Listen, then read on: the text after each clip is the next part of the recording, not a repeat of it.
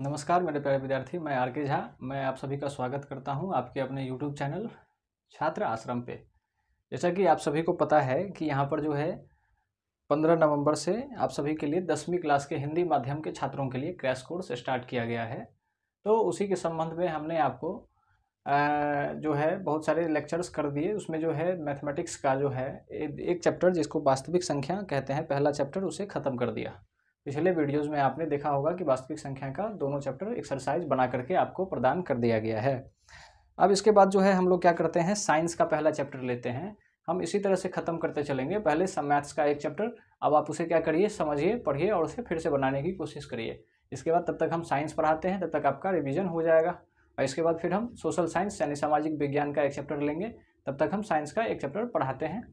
तो इसी तरह से हम क्या करेंगे, एक एक चैप्टर लेकर के आपको ख़त्म करते चलेंगे। तो जो है आपको साइंस में जो है आपका जो पहला चैप्टर है एनसीईआरटी को जब आप उल्टाइएगा तो उसी के साथ पहले ही पेज मतलब कि पहला चैप्टर आपको मिलेगा रासायनिक अभिक्रिया एवं समीकरण। तो उसी को क्या कर रहे हैं हम लोग, पढ़ने के लिए अभी जा रहे हैं, उसी को समझने के लिए जा रहे हैं। तो चलिए उसको समझते हैं कि रासायनिक अभिक्रिया के बारे में उसे समझते हैं। आप रासायनिक अभिक्रिया से परिचित होंगे। रासायनिक अभिक्रिया का मतलब ये होता है कि कोई भी पदार्थ जो अभिक्रिया करने के बाद जो मूल गुण है उसका वो परिवर्तित हो जाता है, रंग परिवर्तित हो जाता है, तो उसे रासायनिक अभिक्रिया कहते हैं। जैसे और भौतिक अभिक्रिया भी होता था, जैसे किसी चीज़ का टूट जाना, या ये मान लीजिए प्लास्टिक की कुर्सी है वो टूट गया, तो क्या उसमें कौन सा परिवर्तन हुआ, रासायनिक परिवर्तन हुआ या भौतिक परिवर्तन? तो उसमें भौतिक परिवर्तन हुआ, यानी वो अभी भी प्लास्टिक का प्लास्टिक ही है, लेकिन उसका जो शेप है, उसका जो आकार है वो टूट गया है, अब बैठने लायक नहीं रहा है, तो उसमें भौतिक परिवर्तन हुआ। लेकिन अगर रासायनिक परिवर्तन अगर करना चाहें हम, तो क्या करेंगे, उसको जला देंगे। जला देंगे तो अब क्या हो जाएगा, वो प्लास्टिक नहीं रह करके वो क्या बन जाएगा, राख बन जाएगा। उसका रासायनिक गुण क्या हो गया, बदल गया। अब वो प्लास्टिक की तरह ठोस ना होकर के राख बन गया, एकदम भुरभुरा हो गया। उसी तरह से अगर हम लकड़ी को काट देते हैं तो लकड़ी का काटना क्या है, भौतिक परिवर्तन है। और लकड़ी को जला देना, तो जला देने के बाद क्या मिलेगा, राख मिलेगा एकदम से। तो वो जो क्या है, रासायनिक परिवर्तन हो गया। अब वो फिर से हम लकड़ी प्राप्त नहीं कर सकते हैं। प्लास्टिक को अगर हम तोड़ दिए हैं तो उससे फिर से प्लास्टिक से नया कुर्सी बना सकते हैं, लेकिन जब जला दिए तो उससे फिर नया नहीं बनने जाएगा। तो उसी को हम रासायनिक परिवर्तन कहते हैं। तो उसी को समझते हैं रासायनिक अभिक्रिया किसे कहते हैं। हम चलिए डेफिनेशन से समझते हैं कि रासायनिक अभिक्रिया वह प्रक्रिया जिसमें दो या दो से अधिक पदार्थ, दो या दो से अधिक का मतलब होता है कभी भी रासायनिक अभिक्रिया जो होगा वो अकेले नहीं होगा। जैसे कि पानी है, तो पानी को आप अकेले कितनों दिन तक रखे रहिए, जब तक उसमें कोई दूसरा पदार्थ जाकर के मिलेगा नहीं तब तक वो अभिक्रिया नहीं करेगा। तो अभिक्रिया होने के लिए पहली शर्त यह है कि दो चीज़ का आपस में क्या होगा, मिलना पड़ेगा। दो चीज़ जब आपस में मिलेंगे तभी जाकर के वो अभिक्रिया करेंगे आपस में। तो दो या दो से अधिक पदार्थ आपस में क्रिया करके नए गुणधर्म वाला, नए गुणधर्म से यहाँ मतलब ये है कि जो आपका जो पदार्थ जो अभिक्रिया करेगा उससे जो नया पदार्थ बनेगा वो क्या कहलाएगा, एकदम उसका गुण जो होगा एकदम अपोजिट होगा। जैसे आप पढ़े होंगे कि दूध से दही का बनना एक रासायनिक अभिक्रिया है।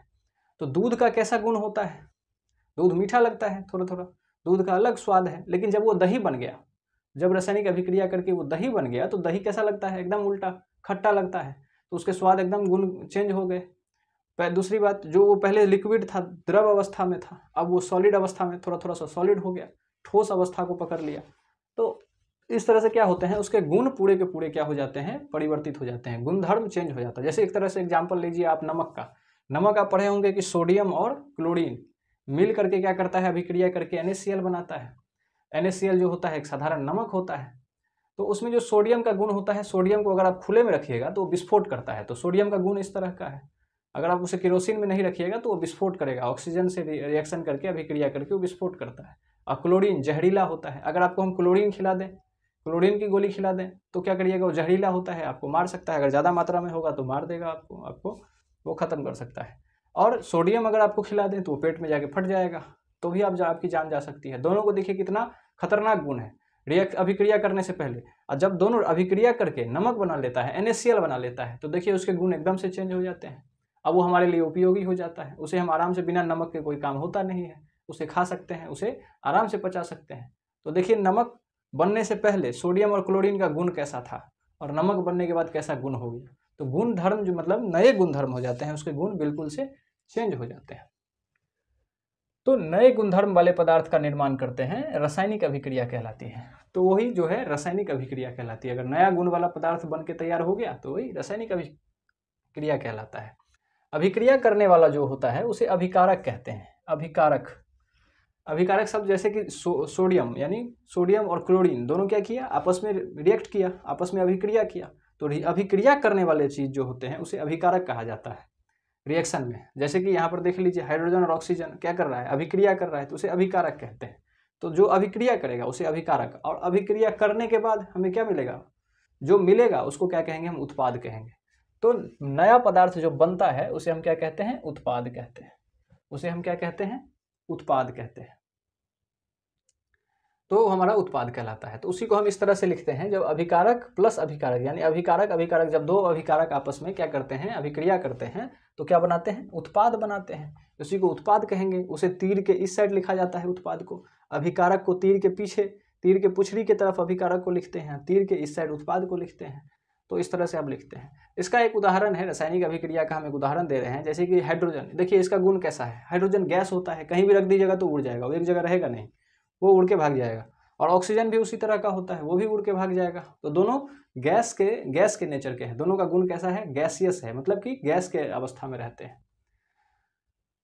और देखिए जब ये दोनों आपस में अभिक्रिया कर लेते हैं तो देखिए यहाँ पर जल बनाते हैं। जल का गुण कैसा है, गैस की तरह नहीं है, वो द्रव के अवस्था में होता है। द्रव यानी द्रव वहीं पर रहेगा, वो भागेगा नहीं। अगर आप बर्तन में रख दिए तो वहीं पर रहेगा।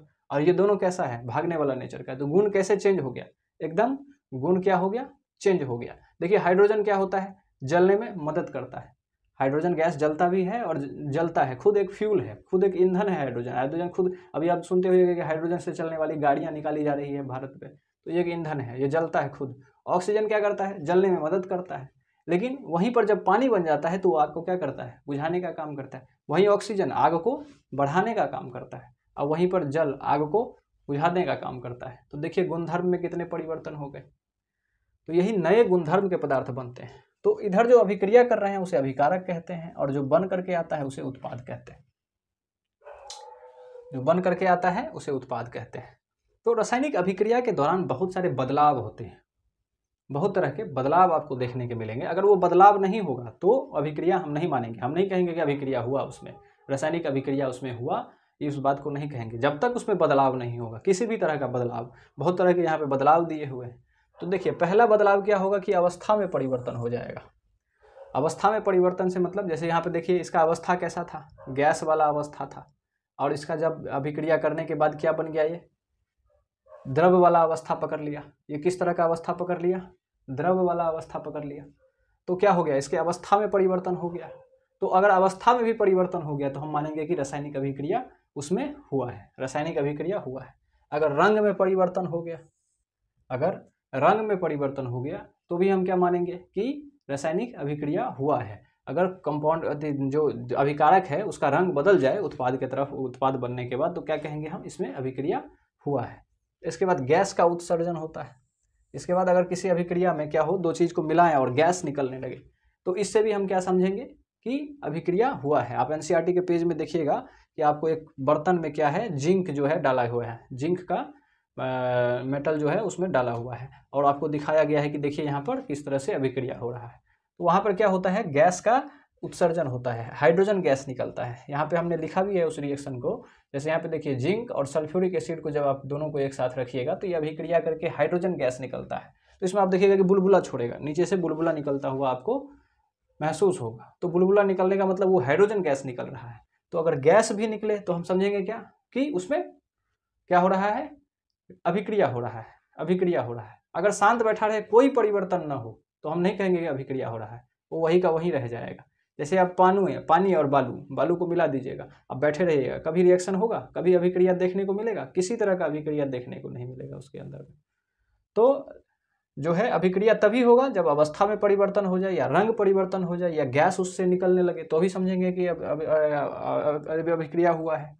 इसके बाद ताप में परिवर्तन, ताप में परिवर्तन भी हो जाए तब भी समझेंगे कि क्या हुआ है, रासायनिक अभिक्रिया हुआ है। या उत्सर्जन हो, ताप का उत्सर्जन हो। जैसे आपने बचपन में देखा होगा, बचपन में अगर घर का पहले चून से क्या होता था, अब तो व्हाइट सीमेंट से आ गया, या एशियन पेंट से होने लगे हैं, तो अब तो बच्चे को नहीं दिखाई देता है इस तरह का। पहले के टाइम में क्या होता था, लोग क्या करते थे, चूना खरीद के लाते थे, दुकान से चूना खरीद के लाते थे, शुष्क चूना उसको कहते थे, और उसे क्या करते थे, पानी में डाल दिया करते थे और सारा रात छोड़ दिया करते थे। तो बहुत ज़ोर से आवाज़ करता था और बहुत गर्म हो जाता था। हम लोग बचपन में उसे देखते थे, इस तरह से खौलते हुए कूदते रहता था, बहुत ज़ोर से कूदता था। तो हम लोगों को डर लगता था कि ये क्या हो रहा है, बहुत दूर से हम लोग ऐसे करके देखते थे उसको, बड़ा आश्चर्य होता था। तो उसमें क्या होता, अगर उसको आप छूइएगा जिस बर्तन में वो रखा हुआ है, तो उसमें आपको दिखाई देगा कि वो गर्म हो गया है, उसको छूने पर आपको गर्म लगेगा। तो उत्सर्जन हो रहा है, उसमें से क्या हो रहा है, उष्मा का उत्सर्जन हो रहा है, ताप का उत्सर्जन हो रहा है, यानी उसका ताप क्या हो गया है, बढ़ गया है। तो ताप का परिवर्तन हो जाना, ताप बढ़ जाना, वो भी क्या कहलाता है, अभिक्रिया। तो उसमें क्या होते रहता है, अभिक्रिया होते रहता है। या उत्सर्जन हो रहा हो ताप का, तो भी क्या कहेंगे हम, अभिक्रिया हो रहा है। या ताप घट भी जाएगा, कई बार क्या होता है, ताप एक दूसरे का घट भी जाता है अभिक्रिया के दौरान। तो ये नहीं समझिएगा कि ताप में परिवर्तन का मतलब बढ़ेगा ही, ताप घट भी सकता है। ताप घटने का मतलब वो क्या ले रहा है, बाहर से ताप ले रहा है, और उत्सर्जन का मतलब निकाल रहा है। उत्सर्जन तब करेगा जब बर्तन गर्म हो जाएगा। तो समझ सकते हैं। तो इस तरह से भी आपको रासायनिक अभिक्रिया देखने को मिलेगा। इसके बाद प्रकाश का उत्सर्जन, प्रकाश का भी क्या होगा, आपको उत्सर्जन होगा, प्रकाश का उत्सर्जन देखने को मिलेगा। इसका एग्जाम्पल हम आपको दिखा देते हैं कि आपने सुना होगा कि रिबन, मैग्नीशियम का जो रिबन होता है, फीता, आपने देखा भी होगा 8वीं क्लास में, अगर आपके टीचर्स ने उसको जला करके दिखाया होगा तो आप जानते होंगे कि मैग्नीशियम का जो फीता होता है, जब उसे जलाइएगा तो जलाने के बाद वो क्या करता है, बहुत जोर से प्रकाश देता है।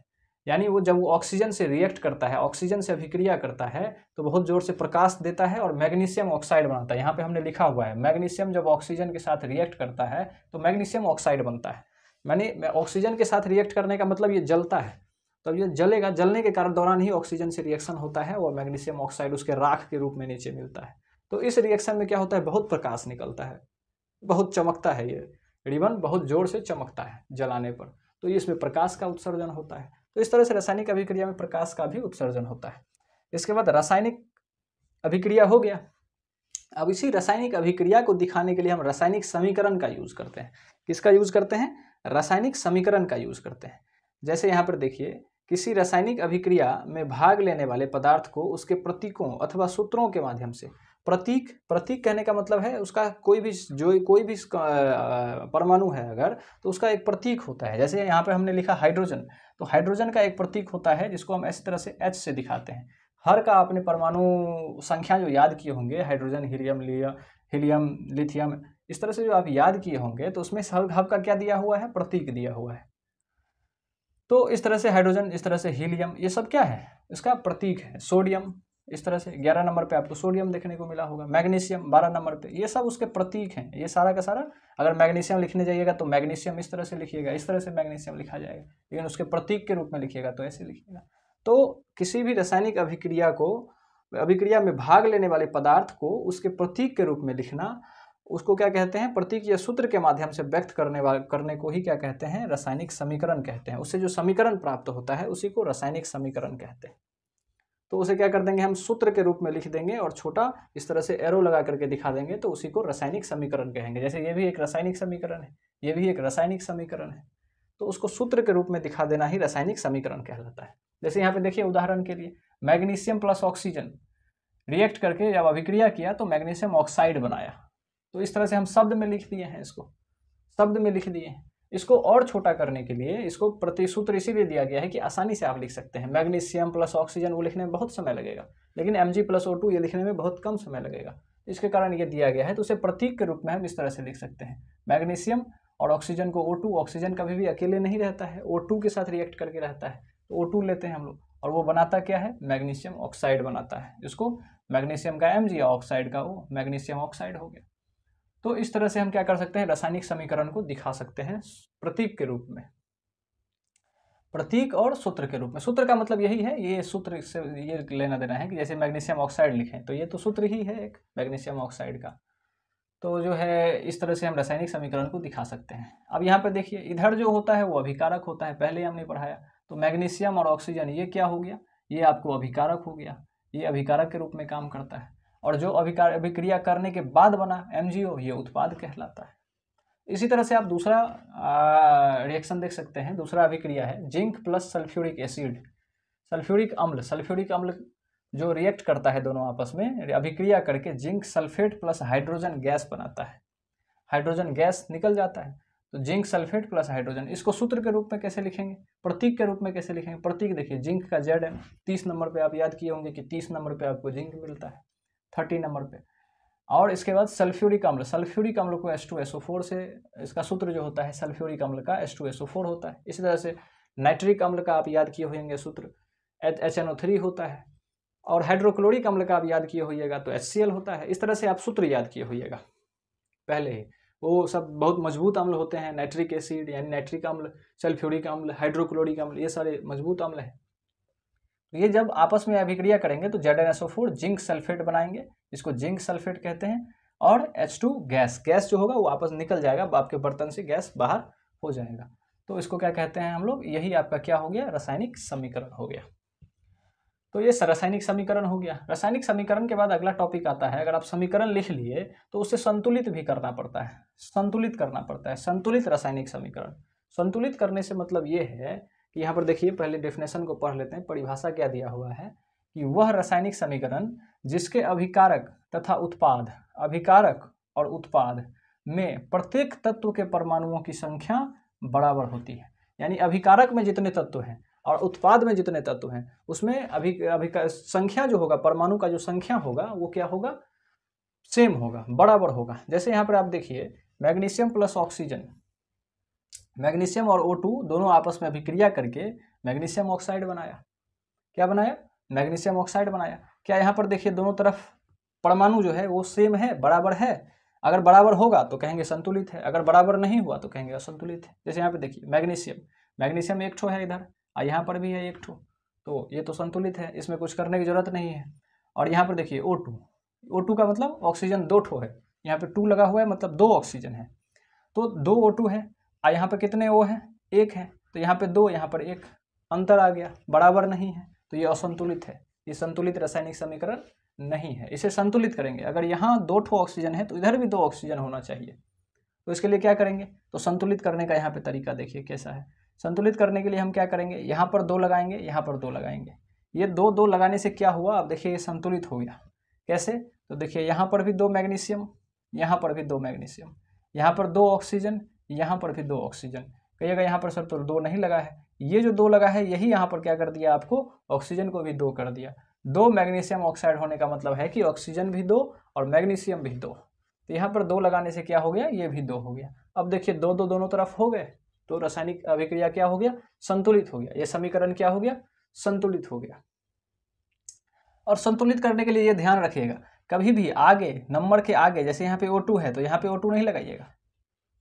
कभी भी जो उसका सूत्र दिया हुआ है, प्रतीक दिया हुआ है, उसके आगे में आपको नंबर नहीं लगाना है। नंबर हमेशा पीछे यहाँ पर लगेगा, यहाँ पर लगेगा, उसके आगे उधर नहीं लगाना है। जैसे यहाँ पर 2 लगा देते, वो नहीं करना है, वो करने से आपका गलत हो जाएगा, गलत हो जाएगा। आपको हमेशा पीछे ही लगाना है, इधर की तरफ ही लगाना है।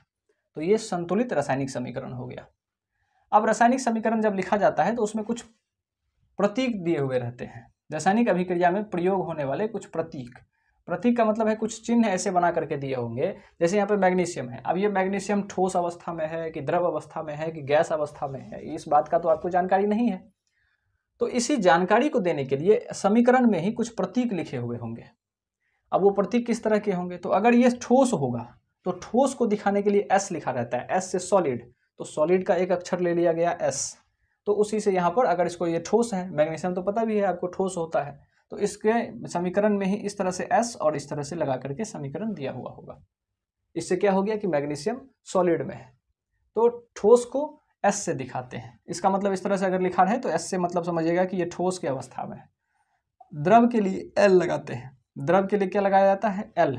जैसे आपने पढ़ा है कि H2SO4 किस तरह का होता है, H2SO4 सल्फ्यूरिक एसिड लिक्विड होता है, तरल द्रव अवस्था में होता है, तो इसके लिए इस तरह से L लगा करके बगल में दे देगा आपको। तो इस तरह से बगल में L लगा देने का मतलब है कि ये तरल अवस्था में, द्रव अवस्था में है। किस अवस्था में है, ये द्रव अवस्था में, ये ठोस अवस्था में। इसी तरह से गैस को दिखाने के लिए G लगा देगा। इस तरह से जैसे O2 क्या होता है, गैस होता है, तो इसको दिखाने के लिए यहाँ पर G लगा देगा। इस तरह से क्या करते हैं, कुछ प्रतीक के द्वारा हम क्या करते हैं, समीकरण में दिखाया करते हैं। इससे आसानी हो जाती है हमें चीज़ों को समझने में कि सॉलिड है कि लिक्विड है कि ठोस है कि द्रव है। इस तरह से आपको समझने में मदद होता है कि गैस है। इस तरह से अगर जलीय विलयन है, जलीय विलयन का मतलब क्या है, यहाँ से हटा देते हैं अभी। आप लिखिएगा तो अभी इसकी ज़रूरत नहीं है, आगे हम इसको बताएंगे। जलीय विलयन का मतलब ये होता है कि किसी भी रिएक्शन में, किसी भी अभिक्रिया में उसमें अगर जल मौजूद होगा तो उसको जलीय विलयन कहते हैं। किसी रिएक्शन में, किसी अभिक्रिया में अगर जल होगा तो उसे जलीय विलयन कहते हैं। तो जल को दिखाने के लिए हम AQ का यूज़ करते हैं। AQ का मतलब है एक्वस। एक्वस मतलब होता है जल। केमिस्ट्री में जल को एक्वस के रूप में लिखा जाता है, एक्वा। तो एक्वस के लिए हम क्या कर रही है, AQ, उसका पहले वाला 2 वर्ड ले लिए और उससे सूचित करते हैं जलीय विलयन को, AQ से। इसके बाद है उत्पन्न होने वाले गैस के लिए हम इस तरह का एरो लगाते हैं। गैस जब किसी रिएक्शन से बाहर निकलता है तो हमें कैसे पता लगेगा कि गैस निकला कि नहीं निकला, क्या हुआ, कि उसी में रह गया। तो इसको दिखाने के लिए हम क्या करते हैं, जैसे यहाँ पे हाइड्रोजन गैस निकला तो रिएक्शन में ही इस तरह से क्या कर देते हैं, एरो लगा करके इसको डिनोट कर देते हैं। इसका मतलब क्या हो गया कि हाइड्रोजन गैस निकल रहा है यहाँ से, मतलब बर्तन में हाइड्रोजन गैस नहीं रहेगा, वो भाग जाएगा वहाँ से, उसमें से निकल जाएगा। तो उसको दिखाने के लिए हम क्या करते हैं, यहाँ पर उत्सर्जन होने वाले, उत्पन्न होने वाले गैस के लिए इस तरह से ऊपर का एरो लगा देते हैं। उसी तरह से कोई भी चीज़ यहाँ पर नहीं लिखा हुआ है, अगर कोई भी चीज़ बैठ गया, रिएक्शन में जमा हो गया, एकत्रित हो गया, उसे प्रक्षेपण कहते हैं। प्रक्षेपण के लिए हम इस तरह का साइन का यूज करते हैं, लिख लीजिएगा नीचे में। प्रक्षेपण के लिए कोई भी चीज़ प्रक्षेपित हो गया, नीचे बैठ गया, तो उसको क्या कहेंगे, इस तरह का लगा देंगे। जैसे मान लीजिए यहाँ हाइड्रोजन बैठ जाता नीचे जा करके, तो उसे क्या करते हैं, नीचे की तरफ एरो लगा देते हैं। इसके बाद दिशा दर्शाने के लिए, दिशा को दर्शाने के लिए हम एरो का यूज करते हैं। जैसे ये एरो लगा हुआ है, इस एरो का मतलब क्या है कि रिएक्शन इधर से इधर की तरफ हो रहा है, यानी मैग्नीशियम और ऑक्सीजन आपस में अभिक्रिया कर रहा है और मैग्नीशियम ऑक्साइड बना रहा है, ना कि मैग्नीशियम ऑक्साइड ऑक्सीजन और मैग्नीशियम बना रहा है। ये बात कभी नहीं समझेंगे, हम समझेंगे कि ये अभिक्रिया करके ये बना रहा है, क्योंकि तीर उधर की तरफ जा रहा है। तीर जिधर की तरफ जाएगा रिएक्शन उधर की तरफ ही हो रहा है। अभी आपको समझना है कि रिएक्शन उधर के तरफ ही हो रहा है। तो ये रिएक्शन की दिशा को बताता है कि किधर की तरफ रिएक्शन हो रहा है। अगर ये तीर नहीं लगा होता तो आप कहते कि ये टूट करके ये बन रहा है, इस तरह से भी आप कह सकते थे, लेकिन नहीं, उल्टा हो जाएगा। ये जो है ये दोनों आपस में अभिक्रिया करके ये बना रहा है। तो दिशा को दिखाने के लिए हम इसका यूज करते हैं। उसी तरह से ताप, दाब, उत्प्रेरक को दिखाने के लिए, ताप मतलब कि कितना टेम्परेचर उसको दे रहे हैं, जैसे यहाँ पर हम उसको एरो के ऊपर में ही लिख देते हैं। जैसे ये एरो है ना, इसी के ऊपर में लिखा रहेगा 330 केल्विन। केल्विन का मतलब इतना ताप पे इसको क्या करना है, गर्म करना है। इस तरह से दाब दिया रहेगा, दाब का मतलब कितना, उसमें एटमॉस्फेयर में उसको मापते हैं हम लोग। यहाँ पे लिखा रहेगा 300 ATM, यानी 300 एटमॉस्फेरिक। वो लिखा कहाँ रहेगा, यही तीर के ऊपर में, एरो के ऊपर में लिखा रहेगा। तो एरो के ऊपर में, या उत्प्रेरक कोई भी लिए हैं, कोई ऊपर से चीज़ मिलाए हैं उत्प्रेरक के रूप में। उत्प्रेरक उसे कहते हैं जो रिएक्शन में, यानी अभी बाद में बताएंगे आपको, अभिक्रिया में भाग नहीं लेता है, बस अभिक्रिया को घटाता या बढ़ाता है, उसको बाद में बताएंगे। तो उत्प्रेरक को क्या किया जाता है, तीर के ऊपर में ही लिखा जाता है। तो ये सब चीज़ों को तीर पर दर्शाया जाता है। तो ये जो है आपको रासायनिक अभिक्रिया के बारे में इतने सारी जानकारी आपको दी गई।